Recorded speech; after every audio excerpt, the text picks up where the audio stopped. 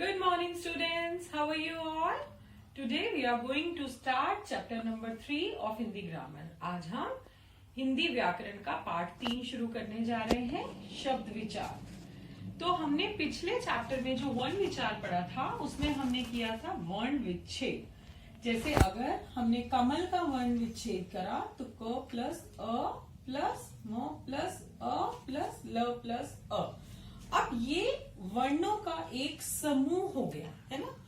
तो वर्णों का सार्थक समूह, सार्थक मतलब जिसका कोई ना कोई अर्थ निकले, वर्णों के सार्थक समूह को शब्द कहते हैं। ये वर्णों का सार्थक समूह हो गया, इसका कुछ अर्थ निकल रहा है, कमल मतलब लोटस फ्लावर। तो वर्णों के सार्थक समूह को शब्द कहते हैं। ये बात आप समझ लीजिए। सार्थक मतलब जिसका कोई अर्थ निकले। जिन वर्णों के समूह का कोई अर्थ नहीं निकलेगा वो शब्द नहीं कहलाता, वो शब्द नहीं कहलाता। तो जब हम पूछेंगे कि शब्द किसे कहते हैं, वर्णों के सार्थक समूह को, सार्थक मतलब जिसका कोई अर्थ हो, सार्थक समूह को शब्द कहते हैं। जिन समूहों का कोई अर्थ नहीं होता अर्थात वो निरर्थक होते हैं, वो शब्द नहीं कहलाते, सार्थक समूह ही शब्द कहलाता है। क्लियर? अब जैसे हमने पढ़ा था कि स्वरों के भेद होते हैं, व्यंजनों के भेद होते हैं, ऐसे ही शब्द के भी भेद होते हैं। अब शब्द के भेद किस आधार पर होते हैं? तो शब्द के भेद 4 आधार पर माने जाते हैं। कितने आधार पर? 4 आधार पर। बनावट के आधार पर, उत्पत्ति के आधार पर, प्रयोग के आधार पर और अर्थ के आधार पर। तो यानी जो शब्दों के भेदों को बांटा गया है वो इन 4 आधारों पर बांटा गया है।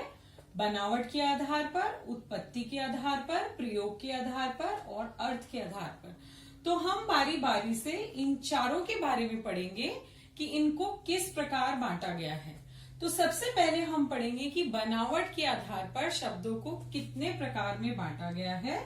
बनावट के आधार पर शब्दों को 3 प्रकार में बांटा गया है, रूढ़, यौगिक और योग रूढ़, और है योग रूढ़। तो चलिए पहले हम इन तीनों के बारे में पढ़ते हैं। देखिए, हिंदी भाषा में शब्द के 4 भेद होते हैं। बनावट के आधार पर, बनावट के आधार पर शब्द 3 प्रकार के होते हैं। रूढ़ शब्द, जिन शब्दों के टुकड़े नहीं किए जा सकते वे रूढ़ शब्द कहलाते हैं। जैसे गाय, पंखा, दूध, मेज, रोटी आदि। इनके आप और टुकड़े नहीं कर सकते, इनका वर्ण विच्छेद कर सकते हैं लेकिन शब्दों के टुकड़े नहीं कर सकते। दूसरा है यौगिक शब्द, 2 शब्दों के मेल से बने सार्थक शब्द यौगिक शब्द कहलाते हैं। यौगिक शब्द जिन शब्दों के योग से बनते हैं उन्हें अलग करने पर भी उनका अर्थ बना रहता है। इनमें शब्दों के टुकड़े हो जाते हैं, मतलब अलग अलग शब्द बन जाते हैं, और जब ये शब्द अलग अलग होते हैं तो दोनों शब्दों का अलग अलग अर्थ होता है। उदाहरण के लिए विद्या प्लस आल्य विद्यालय, अर्थात यदि हम विद्यालय के टुकड़े करेंगे तो विद्या प्लस आल्य। अब आप इसमें देखिए, विद्या का भी अर्थ है और आल्य का भी अर्थ है। विद्या का मतलब जो पढ़ाई आप करते हैं, आल्य मतलब घर, यानी कि पढ़ने का जो घर है, तो वो क्या हो गया? विद्यालय, स्कूल, स्कूल पढ़ने के लिए आते हैं ना विद्यालय में। तो विद्यालय के जब हमने 2 टुकड़े करे तो दोनों का अलग अलग अर्थ है। इसी तरह से पुस्तकालय, पुस्तक प्लस आल्य, डाकघर, डाक प्लस घर, दवाखाना, दवा प्लस खाना। तो आपने देखा कि इन शब्दों के जब हमने टुकड़े किए तो इनका भी अर्थ है और इनका भी अर्थ है, और अगर हम दोनों को मिला देते हैं तो इसका भी एक अर्थ निकलता है। ऐसे शब्दों को हम यौगिक शब्द कहते हैं। तीसरा है योग रूढ़ शब्द। इनमें क्या होता है?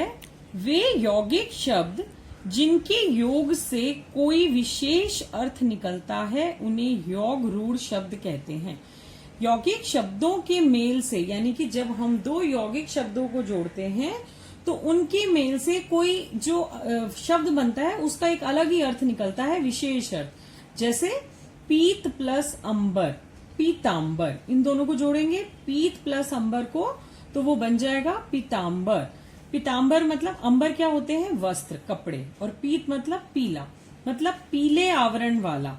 तो यह शब्द कृष्ण के लिए प्रयोग किया गया है, क्योंकि कृष्ण भगवान आपने देखा होगा ज्यादातर पीले वस्त्रों में दिखाए जाते हैं।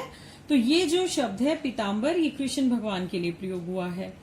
पंक प्लस ज, पंकज, अर्थात पंक क्या होता है, कीचड़, ज का मतलब जन्मा, कीचड़ में जन्म लेने वाला।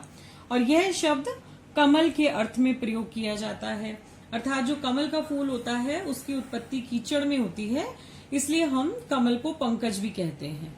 तो योग रूढ़ शब्द वे होते हैं जब दो शब्दों का मेल होता है, यौगिक शब्दों का, और उनका एक विशेष ही अर्थ निकल आता है, तो उन्हें हम कहते हैं योग रूढ़ शब्द।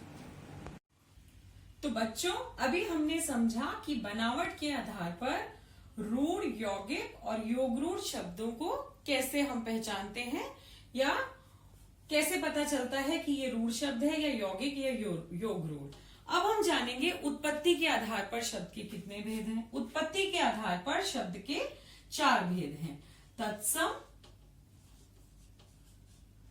तद्भव, देशज, और चौथा है विदेशी।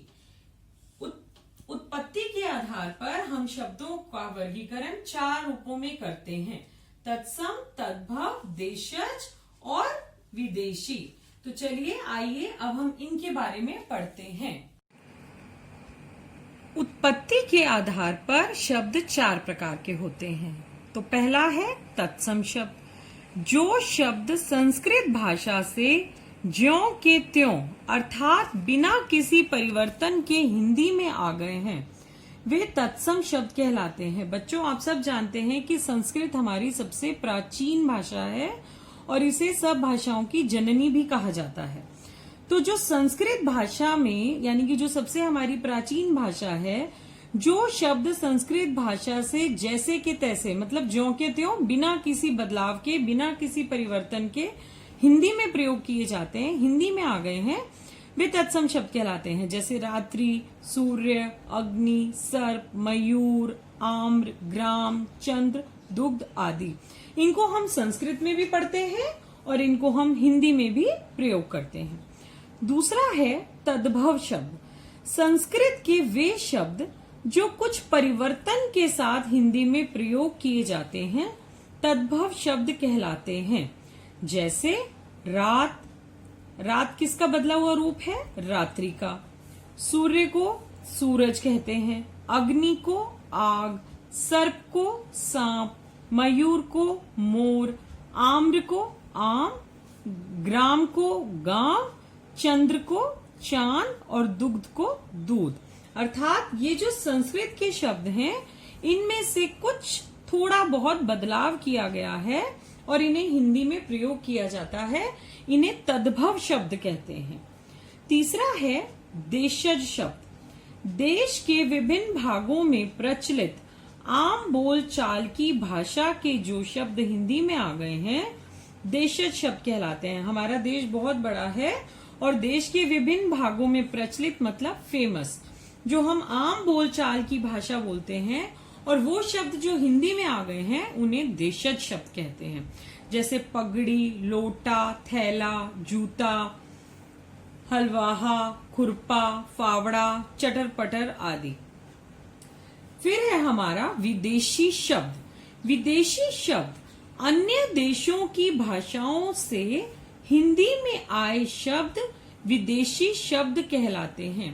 अर्थात ये शब्द हमारे देश के नहीं हैं, अन्य देशों की भाषाओं से आए हैं, इसलिए इन्हें विदेशी शब्द कहा जाता है। इन्हें आगत शब्द भी कहते हैं। आगत मतलब आना, बाहर से आए हैं तो आगत शब्द भी कहते हैं। जैसे radio, station, pen, pencil, school, बीमार, अनार, चश्मा, दुकान, दरबार, कैंची, चाकू, तोप, बारूद, कार्टून, पुलिस, कर्फ्यू, औरत, औलाद, अमीर, रिश्वत आदि। तो इस तरीके से हमने आज शब्दों के दो भेदों के आधार पर हमने पढ़ा, एक तो बनावट के आधार पर और एक उत्पत्ति के आधार पर। तो बच्चों, अगले सेशन में हम प्रयोग के आधार पर और अर्थ के आधार पर शब्दों के वर्गीकरण के बारे में जानेंगे। तब तक आप इस पाठ को जहां तक हमने पढ़ा है एक बार जरूर से पढ़ें। ओके।